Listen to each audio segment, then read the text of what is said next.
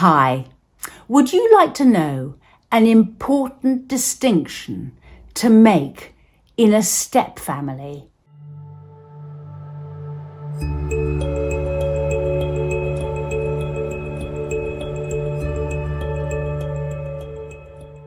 Subscribe to my channel and hit the notification bell, and I'll let you know every time I post. And the thing that often trips a step parent up is one key bit of understanding, and that is the difference between somebody just being different and somebody doing something wrong. Because when we're a fully grown adult and we're in a new relationship and we're setting out on this life as a step family, we can have an idea about what other people do that's just plain wrong, right? We know. We don't like it when so-and-so does that. We don't like it when people are rude. We don't like it when people ghost us. We don't like it when people don't know how to behave, when people infringe upon our privacy, whatever it is. And what can often happen is that we trip up over thinking that somebody is doing something that is wrong, that they are wrong to think what they're thinking. It would be wrong to do that kind of thing. We want to correct them and say, I don't want you to say that kind of thing. Please don't use those words. Please do. We have a way of wanting people to conform to a level of niceness, politeness, whatever. And yet often, when we go to correct somebody, what we should really be doing is thinking, is this something they're doing wrong, or is it something that's just different to us and what we do and what our expectations are and our standards of living are? Because when you say, that shouldn't be allowed, that's wrong, I don't find that acceptable, is actually just them being different or trying to convey a message to you which they don't know how to convey any other way. But if you see it as them being different, then you can explore with them what it is that they're actually thinking and why they're doing what they're doing.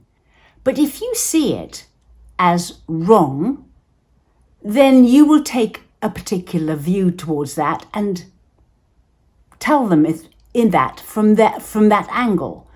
But if you instead view it from the more helpfully, they're just different, you can say more helpful things like, so this isn't how you'd do it. You think differently about this, do you? So what's your view on it? And they might say, well, I don't like this or I don't like that. And they're entitled to do things differently in life and think things differently and behave differently. And one of the things that can really help in a step family is if you allow for different ways of thinking, different opinions, different interests, different priorities. People are very, very different. And if you allow for difference in a step family, then it can help you a lot.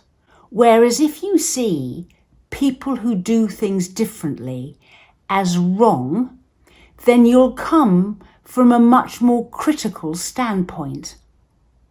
So you'll say, well, don't do that. You shouldn't think that. That's not the way to behave. Whereas if you can think, they're doing it differently, I don't want to do it that way, you can get along a lot better and have a more constructive conversation and make allowances for people to approach their lives in a different way, which will get them to a different place, but everybody's entitled to choose the way they want to live. And ultimately, families are where children learn to grow up and move on in life and lead their own lives. So you're allowing that difference to coexist. In traditional families, it's more likely that you all think as one. You bring up your children in a kind of secure environment where the husband and wife, the mother and the father, the parents hold a containing environment where the children are likely to grow up and think quite like their parents. So there's more sort of unification. But in step families, you get lots of different types of upbringing and different kinds of nurturing and different thinking.